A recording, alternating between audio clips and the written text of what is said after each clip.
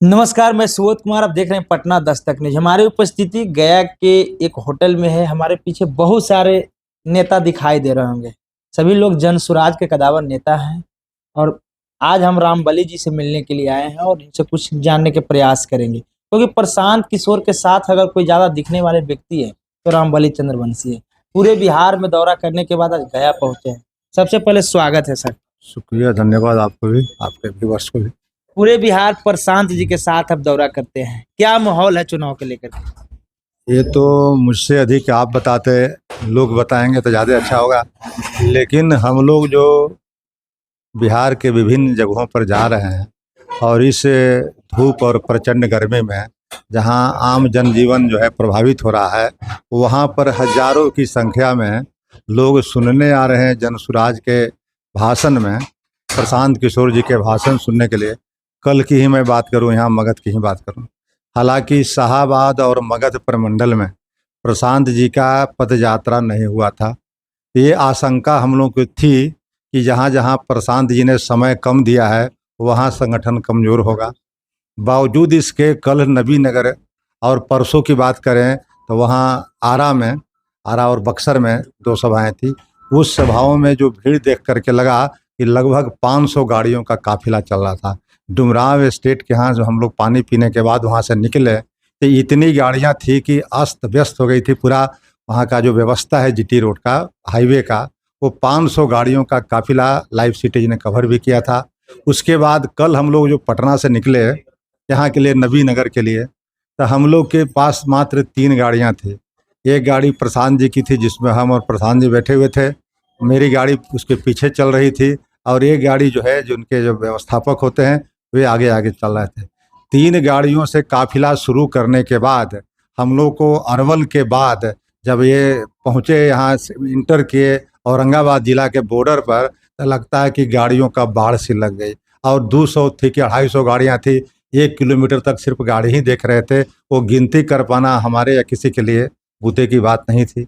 उसके बाद जब सभा स्थल पर पहुँचे तो सभा इतनी मजबूत थी इस प्रचंड गर्मी और धूप के बावजूद कि जितने हम लोगों ने उम्मीद की थी उससे कई गुना अधिक 15-20 हज़ार लोग वहाँ पहले से बैठे हुए थे। 6 बजे हम लोग जब पहुँचा था, तो आप समझ सकते हैं कि जहाँ पर प्रशांत जी ने पदयात्रा नहीं की, समय नहीं बिताया, वहाँ पर यूट्यूब के माध्यम से या पार्टी बन गई है या कार्यकर्ताओं के बदौलत या लोगों के अंदर एक जोश है, एक अंगड़ाई है कि इस बार बिहार के बदलाव करना है। और जो प्रशांत किशोर जी ने या जो जनसुराज ने बिहार को बदलने का संकल्प लिया है, उस संकल्प में सब लोगों को कंधा लगाना है। और तब जाकर के बिहार जो है, आज बिहारी बदनाम हो गया था और लोग कहते थे बिहार के कि बिहार अब बदलेगा नहीं, बिहार अब सुधरेगा नहीं। इस धारणा को तोड़ने के लिए प्रशांत जी ने और जनसुराज ने भी प्रण किया है कि चाहे 1 साल में बदले, चाहे यह 2025 में बदले या 2030 में बदले या 2000 आगे 35 में बदले, लेकिन यह धारणा को हम लोग बदल के रहेंगे। इस मिशन के साथ जनसुराज काम कर रही है। और समस्याएं क्या क्या है ये आप भी जानते हैं, यहाँ के जनता जानती है।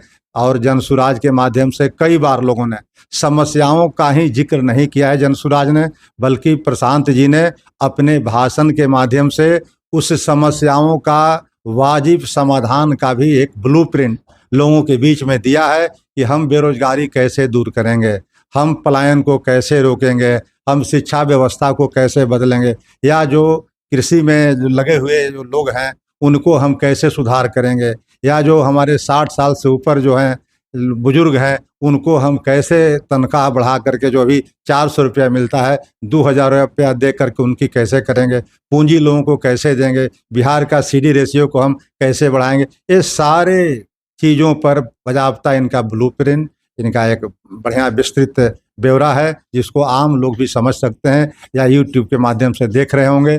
इसलिए जनसुराज एक विकल्प के रूप में आज खड़ा हो गया है। और आज मेरा यह मानना है, जो मैं देख करके अनुभव किया, कि अब बिहार में 60% 70% लोग बिहार में शासन व्यवस्था बदलने के पक्ष में है। आज की मौजूदा शासन व्यवस्था ऐसे व्यक्ति के हाथों में है जो व्यक्ति मानसिक रूप से बीमार हो चुका है। उस व्यक्ति को आज कहा जाए कि आप मंत्रिमंडल के सदस्यों को नाम बताइए, वो नहीं बताने की स्थिति में है। तो क्या 14 करोड़ लोगों का भविष्य ऐसे लोगों के हाथ में गिरवी रखना संभव है? और उस पर से भारतीय जनता पार्टी जो है उनके नेतृत्व में चुनाव लड़ने की बात करती है।